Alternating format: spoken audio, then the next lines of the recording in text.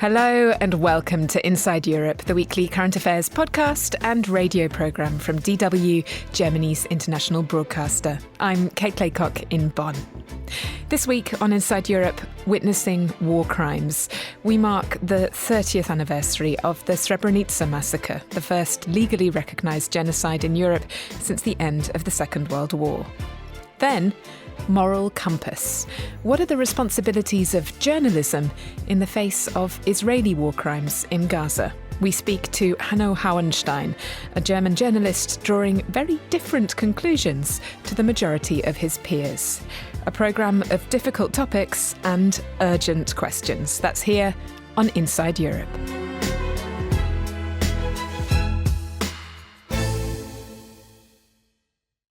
Now, it's not often that I begin the programme with a content warning, but this is one of those exceptions. This programme is about war crimes and the responsibilities of witnessing. It may be difficult listening in places.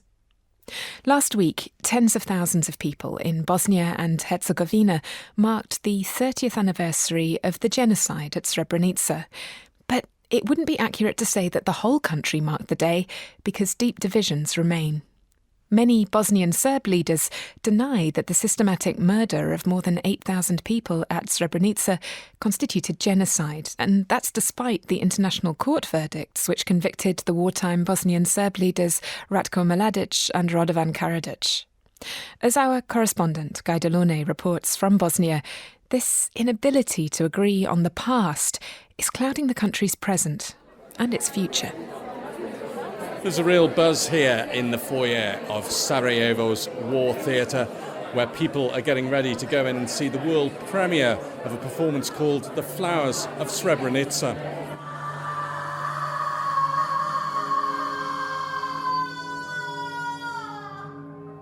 This is Srebrenica. The play reflects the grim reality of the events, not just of July 1995, but the ensuing decades of unresolved grief and divisions in Bosnia and Herzegovina. 1949, 1995, Srebrenica.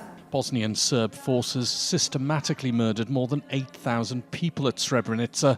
It remains the single worst atrocity committed in Europe since the Second World War, and international courts have ruled it was an act of genocide against the Bosniak population, who are mostly Muslim.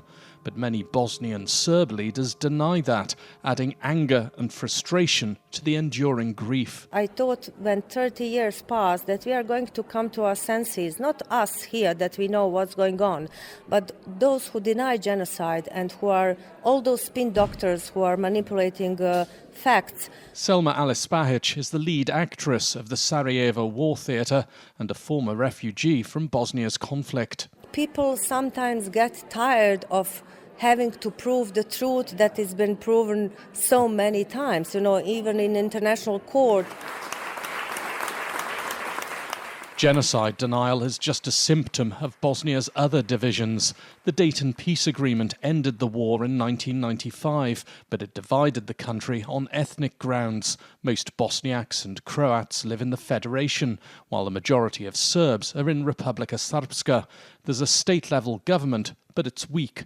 That's been exploited by Republika Srpska's president, Milorad Dodik. He's been pushing to withdraw from national institutions, including the judiciary. There's also been legislation to establish a reserve police force, a term once used for murderous Serb militia during Bosnia's conflict.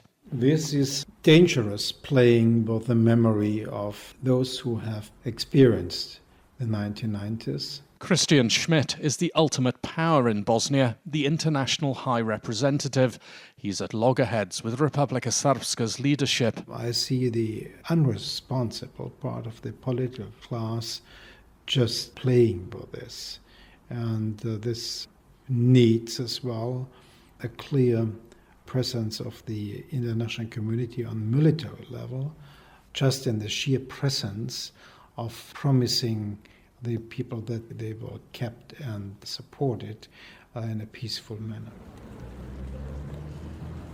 Hundreds of people are standing under umbrellas in the rain here in front of the presidency building in Sarajevo. and they're paying their respects to a convoy of vehicles which is taking the remains of recently identified victims of the Srebrenica massacre to Potocari Cemetery for burial. But just 15 minutes up the road in East Sarajevo, there are no public references to the massacre. That's because it's part of Republika Srpska, where there's little enthusiasm for the Srebrenica commemorations. In this country, Bosniaks, Croats and Serbs were killed, and crimes were committed on all three sides. Staša Košarac is a leading member of Milorad Dodik's SNSD party and also serves as foreign trade minister in the state government. One structure in this country, predominantly Bosniaks, are insisting only talking about victims on the Bosniak side. A crime has been committed in Srebrenica, no Serbs deny that, but we have the right to point out the crimes against Serbs in and around Srebrenica. They may admit there's been a crime, but many Bosnian Serb leaders deny that crime was genocide. That's despite multiple verdicts at the International Tribunal in The Hague. Bosnian Serb military leader Ratko Mladic and political leader Radovan Karadzic are both serving life sentences for orchestrating genocide at Srebrenica. That denial is baffling for the man who prosecuted them, Serge Bramac. Perhaps today they think, well, we are getting away with it because the world has very much changed. Is it because people have no real project for their communities, no economic or societal project in the region, and are trying that to continue winning elections by being nationalists, by speaking more about the differences to others than about what they have in common with other communities? It's really difficult to understand.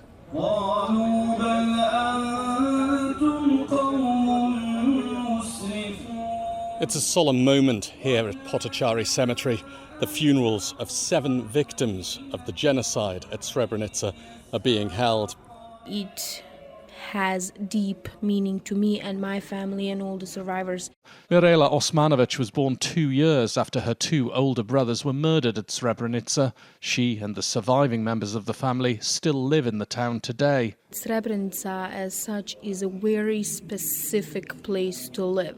People here are living with potential perpetrators. People here are living with genocide deniers, with those who glorified war criminals, and yet they are living at their homes because this is their home, and they don't want to go anywhere because they don't need to go. This is where they belong. That may be some comfort, but after 30 years, true reconciliation clearly remains elusive, and that's a problem for all the people in Bosnia and Herzegovina, whatever their ethnicity. Guy Delaunay, DW, Srebrenica.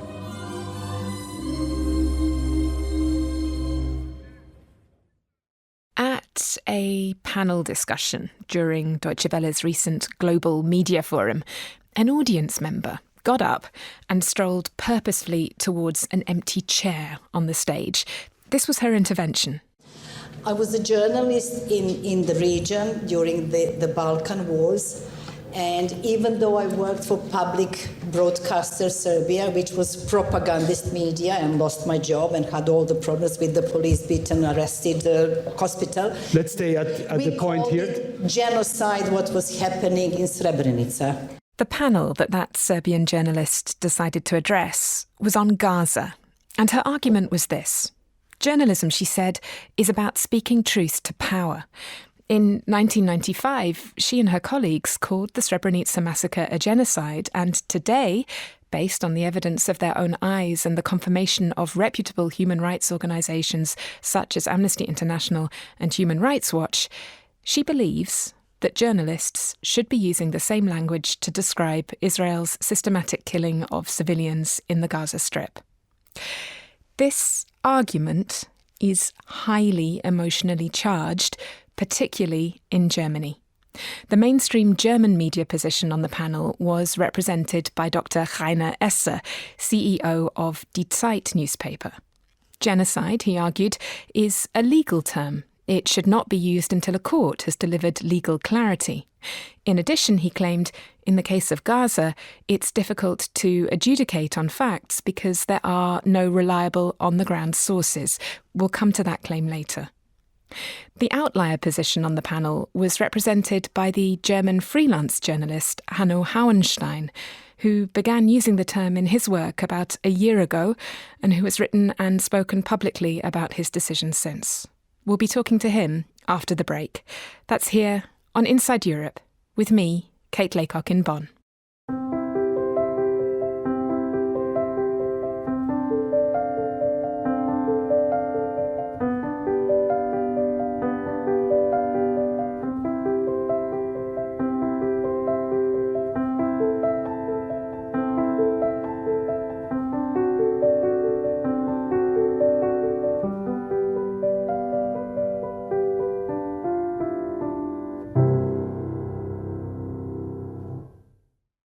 Hanno Hauenstein occupies a fairly unusual space in the German media landscape.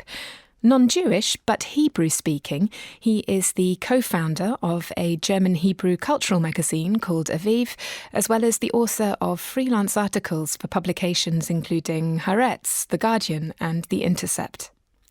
His journalistic involvement with Israel goes back some 15 years. And, as he explained to me, from the beginning, his interest in the country was connected to his identity as a German.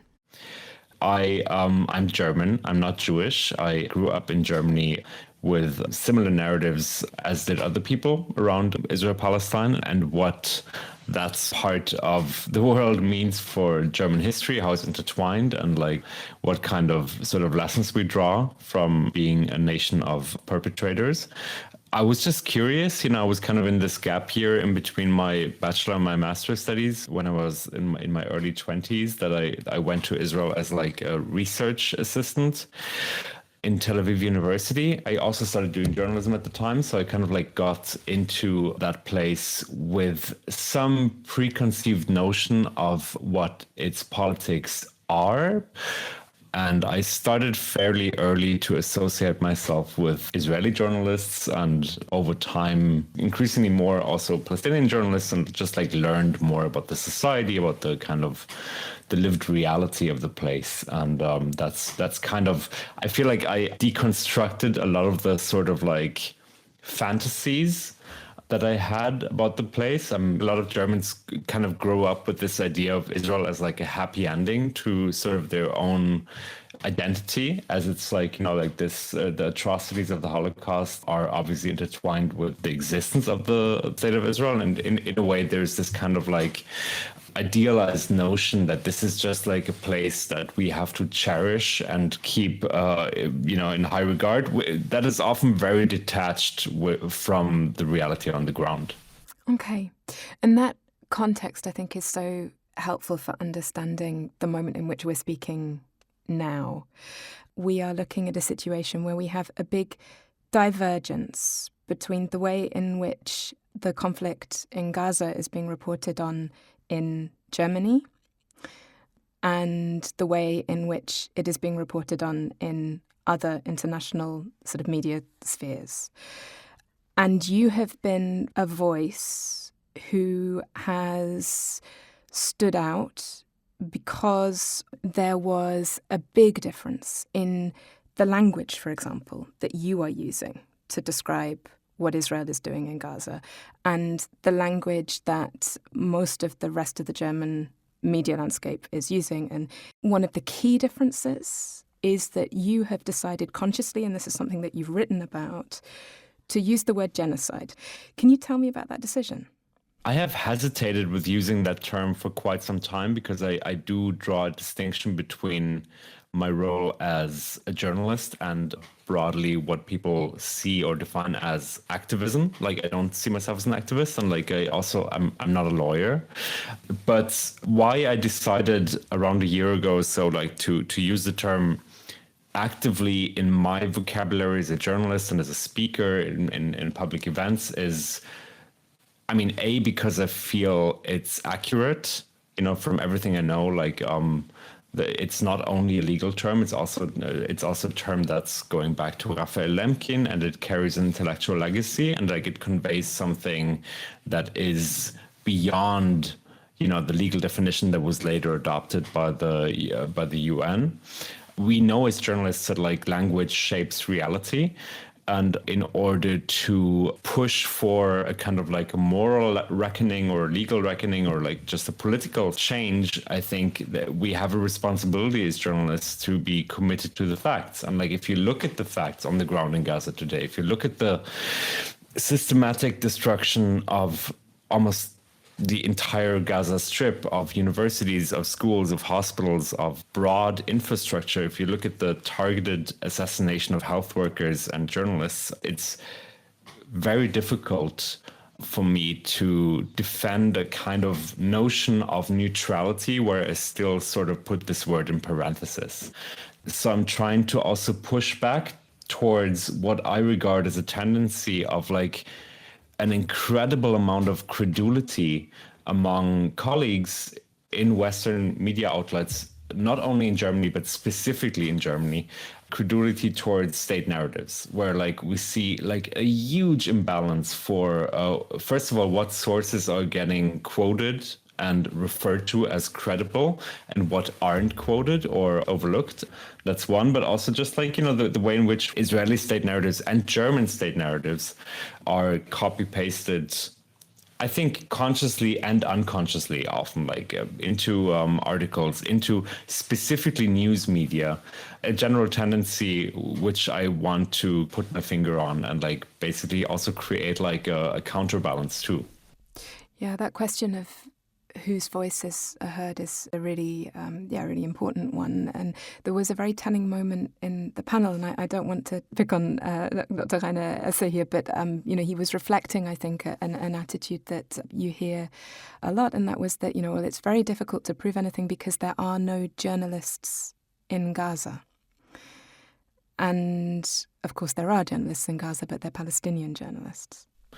Palestinian voices are marginalized, met with distrust, disbelief, suspicion. When I look at the past 2 years, the amount of articles that are just like firsthand reports from journalists in Gaza are very limited. That the ones that we have we've seen published in Germany, and like, you know, it's not hard to get in touch with those people. I'm in touch with many people on the ground in Gaza through social media, through Instagram, through other channels, through WhatsApp. It's actually fairly easy to get like one-on-one first-hand reporting, even by freelancers, even by people. One can understand that there is a certain hesitation within German newsrooms towards journalists that might be in one way or another affiliated to Hamas, right? I mean, the Hamas close outlets exist in Gaza, but nevertheless, there are other voices as well. And it's just like the fact that like we have over 200 colleagues targeted and killed in Gaza, and we still uphold this idea that there are no credible voices on the ground is quite strange to me. Hanno, one thing that both panelists, in fact, I think, said to you at various points during the discussion in Bonn was that they perceived you as involving emotion in your reporting. I thought that was very interesting. Is your understanding of your reporting that it's coming from a place of emotion? I was like, this is how women must feel 90% of the time in every society. It's like, this was an aha moment for me. Well, yes, obviously it's an emotional subject. I think everything is emotional to some degree. If you're serious about your journalism, you can't fully detach yourself from being emotional. And if sources on the ground that you're in touch with are suddenly, you know, I've been talking, for example, to Hossam Shabbat, a journalist who was targeted and killed by the military earlier this year. I talked to him in October of last year, like via Instagram, and like we had a short phone call. And like, you know, like if you experience such things and then you see that person is suddenly dead, of course you cannot not be somewhat emotional. But like, I don't think that I ground my journalism necessarily only in emotions. I do ground it in fact-checking and in the core principles of journalism, of accurate research and of like trying to really tell the way things are. But I don't think our role as journalists is to sort of stabilize existing power relations. My ideal version of journalism is to hold power to account, to ask critical questions, and to also call into question this idea of like default neutrality that ends up stabilizing the kind of like system we live in today. And like when journalism ends up amplifying narratives that normalize or even legitimize, mass killing on like this, on the scale we've seen in Gaza, I think there is something severely going wrong. And we need to have a real discussion over what this actually, what the role of journalists really is. That's so interesting, because I mean, what I think you've just done there for me is set out a sort of a personal ethics of journalism, right? The moral compass that keeps you honest as a reporter. And I suppose my question is about whether you think that there's sort of been a conflict between that and an ethical compass that many people who were socialized in Germany, socialized as German, carry in relation to their sort of national identity and their responsibilities towards that aspect of their identity. You're asking whether there's a conflict in between that like national identity and the kind of aspirational goal of like. Yeah, I mean, sorry, I suppose it's crappy to get you to talk for other people, but I mean, for you personally, has there ever been a moment when you've thought the ethical code that I am following as a journalist that is guiding me in what I say, in the language that I use, has there ever been a moment for you when that has come into conflict with an ethical compass that you carry as someone who grew up German, socialized as German, very, very conscious of memory culture and of the sort of historical responsibilities that Germans grow up with from a very, very early age in relation to their past? Historical responsibility is something at the core of my work. I think that's incredibly important. I think that Germans feel a special kind of relationship towards Israel is something that is very understandable. I don't think that's necessarily, per se bad, but I think it should come with it, that responsibility should come with, feeling responsible for knowing things about the place, for knowing things about its history, for knowing things about like the people that have been dispossessed by the creation of that state and like continue to be dispossessed today as we speak. I mean, like what's happening in Gaza is not only a genocide, it's in the eyes of Palestinians also a continuation of the Nakba, which is like really at the heart of the creation of the state of Israel today. So I think like we need to think of like what that historical responsibility means. And to me, the notion that it means that we can legitimize or normalize or quote unquote neutralize the killing of tens of thousands of people in Gaza today, that's frankly absurd. I mean, like it's not something that should be center of long discussions. It should be like intuitive and very easy to understand. Hanno Hauenstein, thank you very much for talking to me. Thank you so much for having me. That was a big honor to be on. The German freelance journalist Hanno Hauenstein there. Germany is currently the second biggest supplier of weapons to Israel next to the US and is the subject of a complaint brought by Nicaragua at the ICJ, accusing it of complicity in genocide. Both Germany and Israel strongly deny the claims. Our exploration of the responsibilities of witnessing continues in the second half of the programme when I will be talking to Wayne Jordash KC, a leading human rights lawyer documenting Russian war crimes in Ukraine. That's here on Inside Europe with me, Kate Laycock in Germany.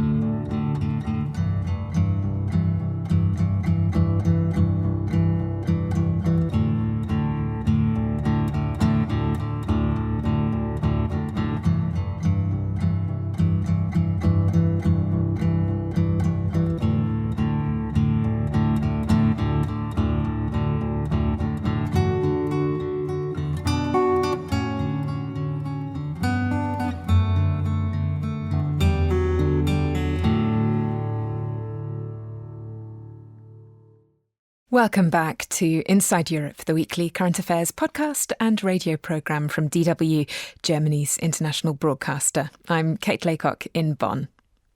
We begin with an interview with Wayne Jordash KC, founder and president of Global Rights Compliance, an international human rights foundation currently supporting Ukraine's Office of the Prosecutor General to document and prosecute Russian war crimes. The KC in Wayne's title, by the way, stands for King's Council. That's supposedly a mark of excellence, singling out the crème de la crème of Britain's legal elite. Now, the supposedly in that description, it's not mine. It's Wayne's. And I'm telling you that because I think that in order to understand the unexpected direction that this interview took, there is one thing that you need to know about Wayne Jordash KC. And that is that despite, or perhaps precisely because of, his high-flying legal career, he feels that his perspective is still very much that of the outsider. I come from a very working-class community in the northeast of England. I was brought up by adopted parents, and suddenly I found myself amongst the great and good, the king's councils of this world, the judges of this world, the politicians of this world. But I understand what it is like to come from an ordinary community, and so I remain very much connected to that root. When Russia invaded Ukraine on the 24th of February 2022, Wayne Jordash was already on the ground. Global Rights Compliance had been documenting war crimes in Russian-occupied eastern regions and Crimea since 2015. They knew the patterns. They knew what to expect.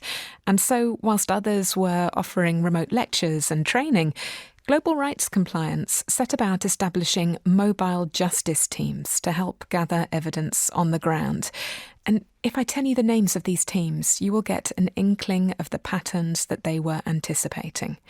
There's a team for conflict-related sexual violence, a mobile child justice team, a team dealing with starvation and attacks on critical infrastructure, and an environmental crimes team, as well as 4 regional teams working with prosecutors gathering evidence close to the front lines. What Russia's trying to do is to control Ukraine, subjugate its people, and extinguish Ukrainian identity. And there can be no dispute about this. Putin has made it very clear that that's what his objectives are. He doesn't believe that Ukraine is a real country. He believes that it's part of Russia, and it's crystal clear that this is what his Russian military are trying to do. So when they occupy a particular territory, they lock the territory down, they set up prison detention centers, they disappear into those prison detention centers anyone who could militarily oppose the occupation or whoever could organize any armed resistance or any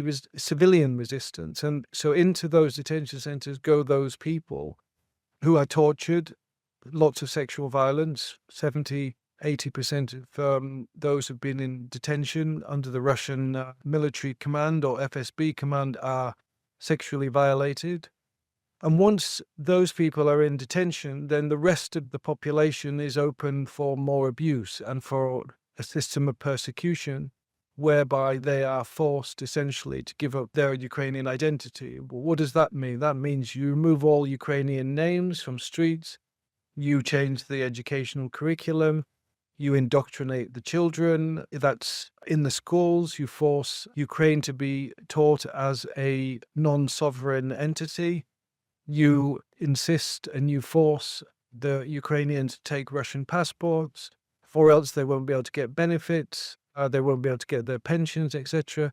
And then you also, with the men of fighting age, you conscript them into the Russian army to fight against the Ukrainian military. So you can see it's a system of persecution which is ultimately designed to achieve one aim, which is to disappear Ukraine. The Council of Europe announced recently the establishment of a tribunal for the crime of aggression. What does that add? When the full-scale invasion happened and the discussion about a tribunal began, I was very skeptical for a number of reasons. One, I grew up in the International Criminal Tribunal, so I understand the the virtues of them, and I understand how they can be a problem. And, some of those problems include being expensive. Some of those problems include being very slow. Some of those problems they're very distant from the affected communities, from the victims, because they're often held outside of the place where the crimes took place. They're also, unfortunately, a bit of an industry for international criminal lawyers. If you want to get wealthy in international criminal law, then you work at a tribunal. You don't work at the national level. And so for those and other reasons, I was very skeptical. I didn't think it would add much to the national prosecutions and to the ICC and to the third country investigations that I just talked about. But over time, I live in Ukraine, so I'm fairly familiar with Ukrainian views and diverse Ukrainian views, and it's hugely supported by Ukrainians. The vast majority want to see a tribunal for the crime of aggression. The reason, I think, for that generally is Ukrainians want recognized the terrible crime that has been done to them above and beyond war crimes, above and beyond crimes against humanity, and above and beyond even genocide. And that was one of the reasons my skepticism was reduced. And then the second reason was, when you look at the crime of aggression, it's a bit of a cliche now, but everyone talks about it being the crime of crimes, where the evil of the whole is contained within, because without the crime of aggression in Ukraine or wherever, you wouldn't have all the war crimes, you wouldn't have the crimes against humanity, and you wouldn't have the genocide. If you don't have it for Ukraine, when do you have it? So I think what I'm hearing is that, yes, it is the right crime to be looking at. I guess the question then is the Council of Europe the right entity to be establishing a tribunal? Gosh, that's a very big question, and I'm not sure. I think the proof of the pudding will be in the eating. I think it's a political decision, of course, because ultimately it's in large part because there wasn't the consensus of the General Assembly.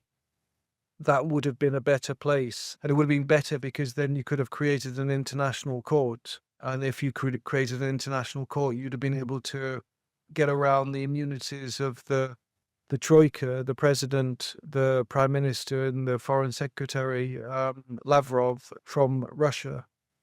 But there wasn't the consensus. It became regional. And the Council of Europe is as good an entity as any when it comes to a European project. So what sort of concrete measures and mechanisms would you want to be seeing baked in from the beginning to ensure that this is indeed effective? Let me start by saying what just drilling down a bit when it comes to international tribunals and what they can do and what they often don't do. So they can, I think, deliver a measure of justice when other options are not available. Unfortunately, then what often happens is the system that's created, the statute, the rules of procedure, foreshadow an overly lengthy process.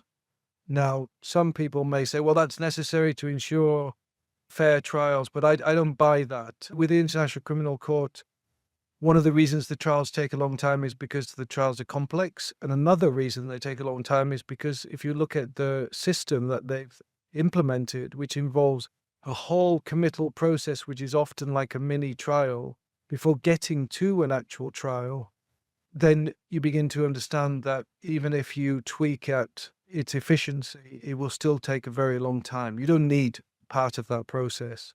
And that's true of many of the international or regional courts. They adopt similar processes which take a long time and often unnecessarily so. So that's the first thing.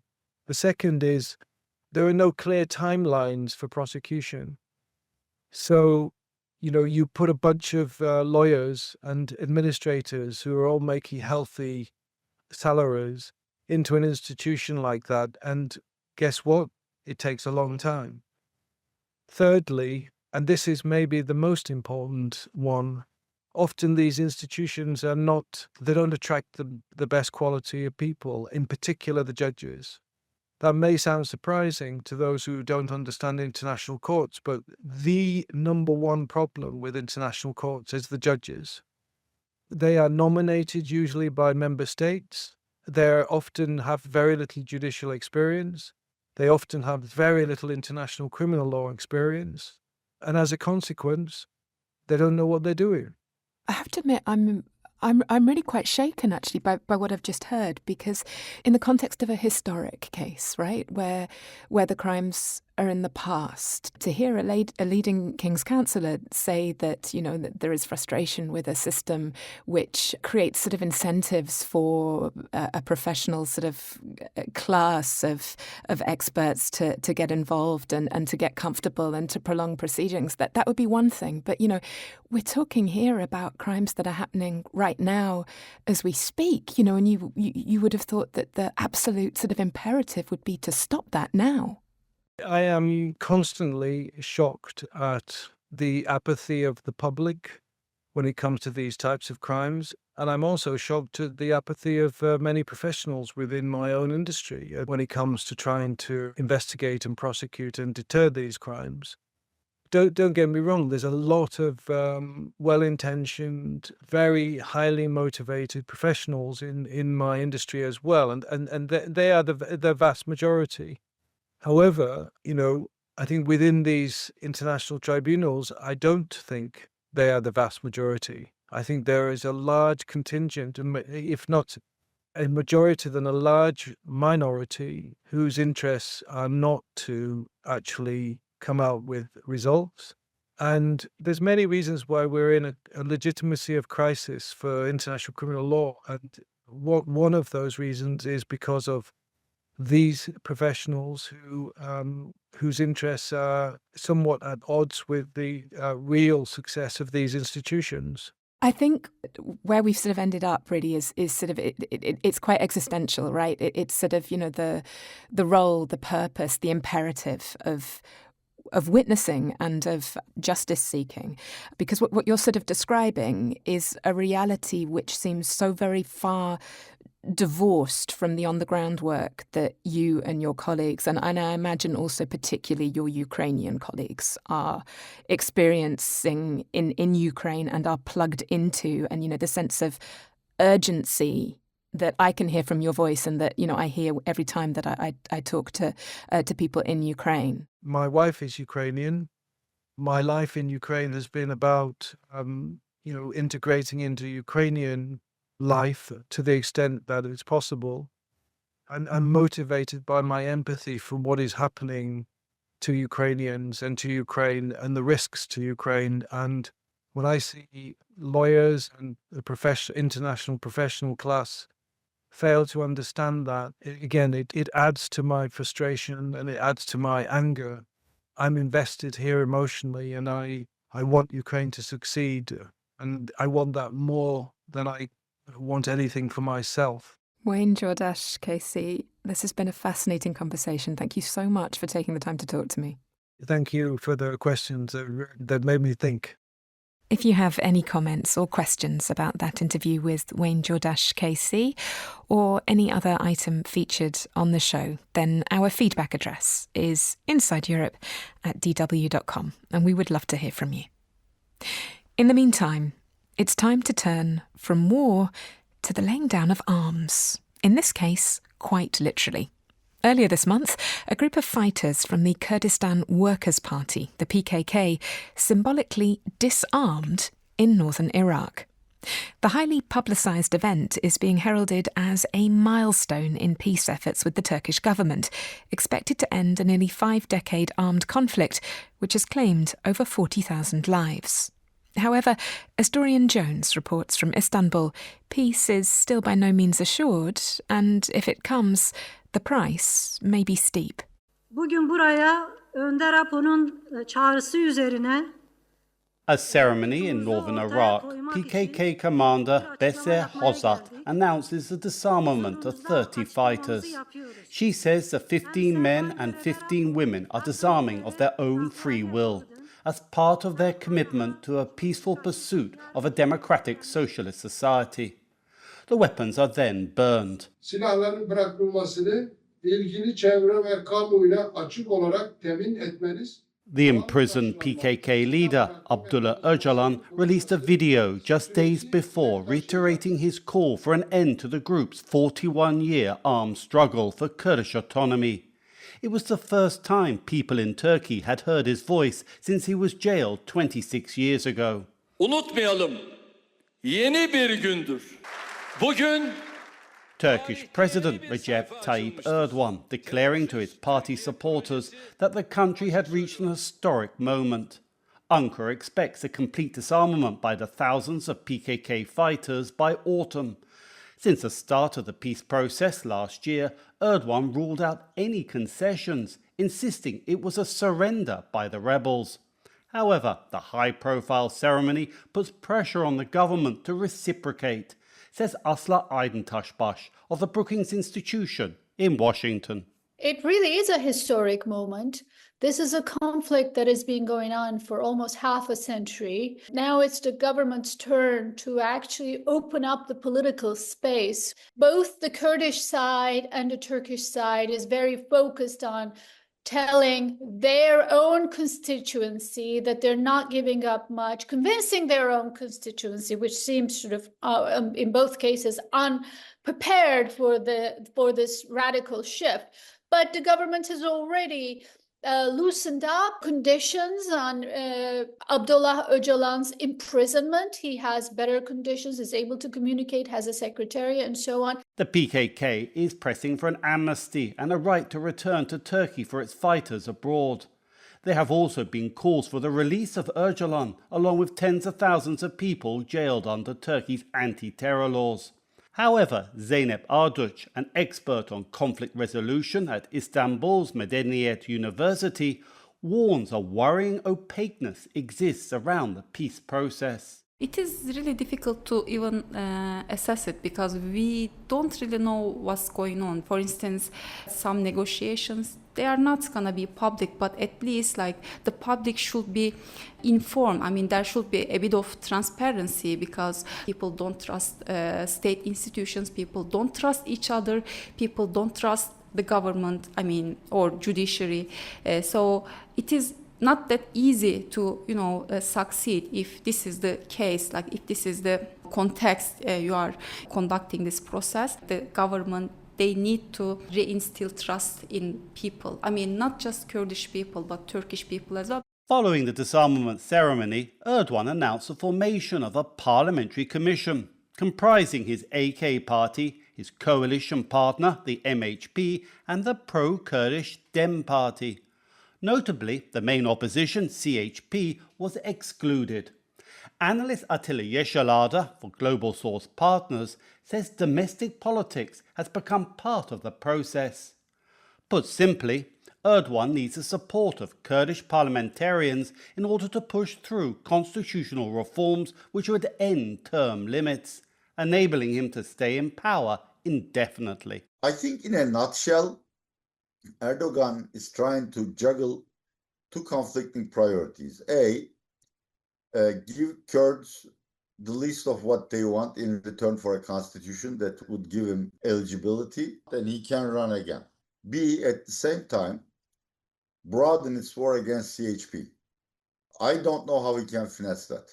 While Erdogan talks about a new era of Turks, Arabs and Kurds uniting, the president is waging an unprecedented legal crackdown on the main opposition, CHP, even claiming the party poses a terror threat. In the past, the pro-Kurdish DEM party has supported CHP candidates in presidential and mayoral elections.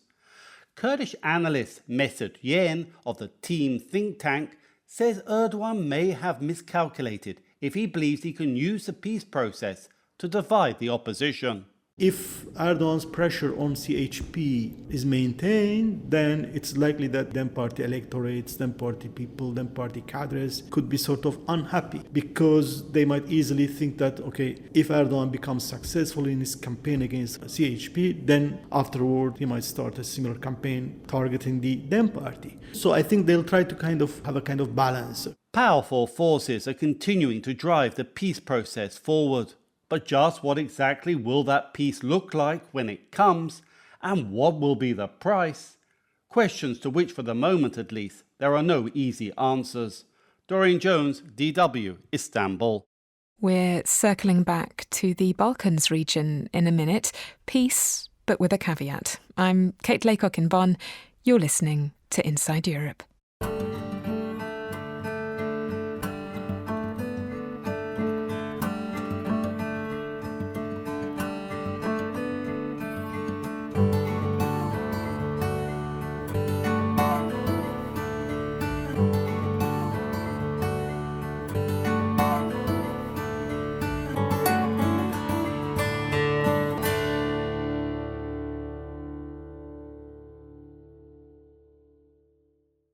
Kosovo's political system is experiencing a prolonged period of gridlock at the moment. The parliament's without a speaker, a position sometimes also referred to as parliamentary president. And until politicians can agree on one, the democracy's pretty much on hold. DW Kosovo correspondent Vjosa Cerkini spoke to me earlier this week to explain the situation. But we began the discussion by talking not so much about Kosovo's present as about its past, and Vjosa's too. Vjosa was, she told me, still a young child in 1999 when the war in Kosovo came to an end. And her family's story is, in many ways, the story of the country. I was 5 years old when the war happened in Kosovo. I was just a kid, and I had always to move from a part of the country to another part, like moving from the city where I lived with my family, and moving from Ferizaj to the mountains, and then from the mountains to the center again, and then from there to North Macedonia in refugee camp, and from there to Germany. And it was definitely not easy during that time. So I was just a kid, but I still have all the memories, what happened during that time.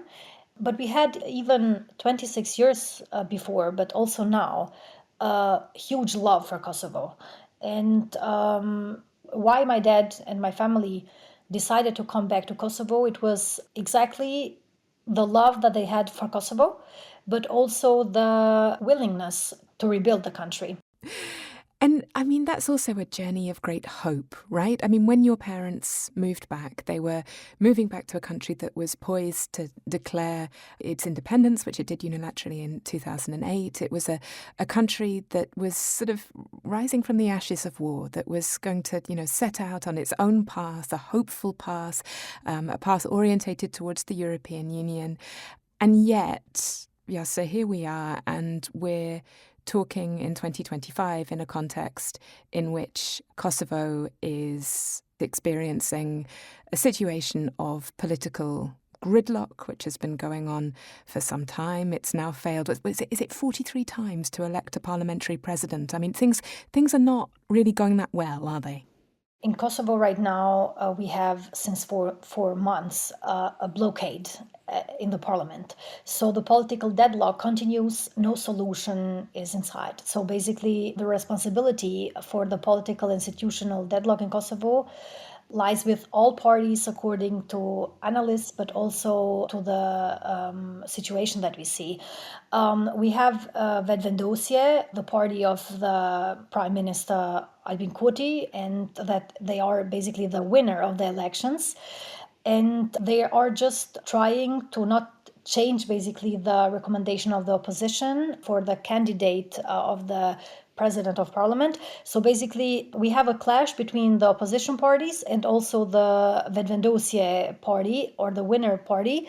The politicians tried 46 times now to elect the president of parliament, and they failed because they just don't want to do a compromise. They need to change their behavior in order to not block millions of euros donations that the other countries are giving to Kosovo in order to develop the country. So basically they block the system.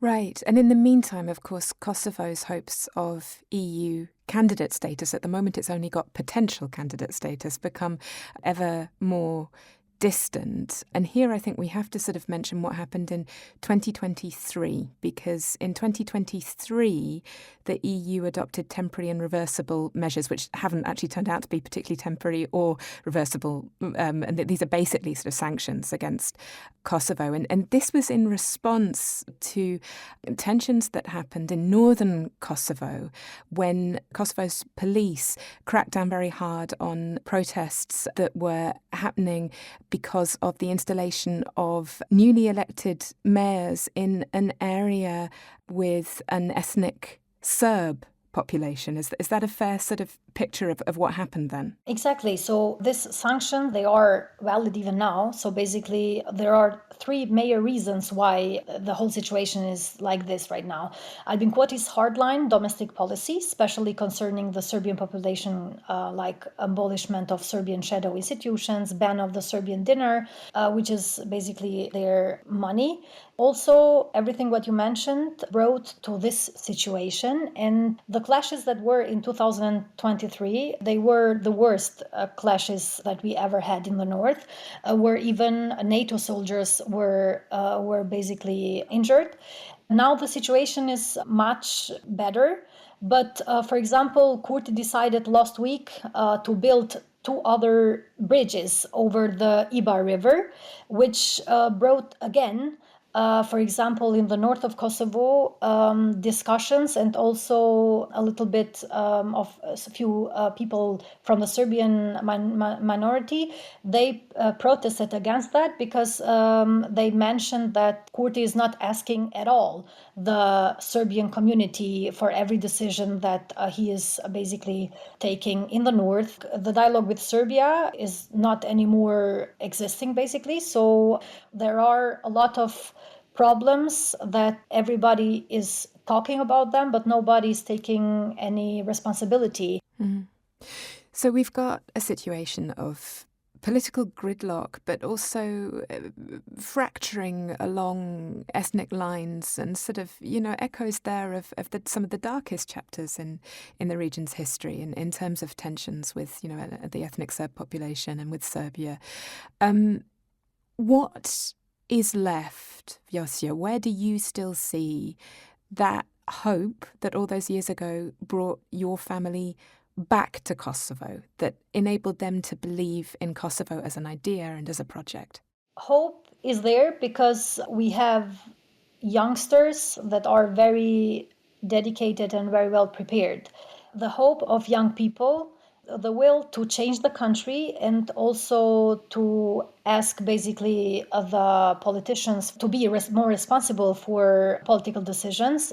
Next year, we will have also the elections for the president, and people want more responsible politicians. And also the hope brings them to that point that they want to work more to develop the country and not to just go in other countries and to move maybe to Germany or somewhere else, because even there, if they go, they see that it's really hard to start a life, of course. Well, I think it's not often these days that I get to end an interview on a hopeful note, so I think we'll quit while we're ahead. Thank you so much, Vjosa, for talking to me. Thank you very much. Vjosa Cecchini is a DW correspondent and independent documentary maker based in Kosovo. And it is indeed on that note that we end the show. This programme was produced by me, Kate Laycock, with help from Laura Kabelka and Charlie Shield. Additional editorial support and guidance was provided by Kira Levine. Our sound engineer was Moritz Vogt. The address for feedback is insideeurope@dw.com. Inside Europe comes to you from DW in Bonn.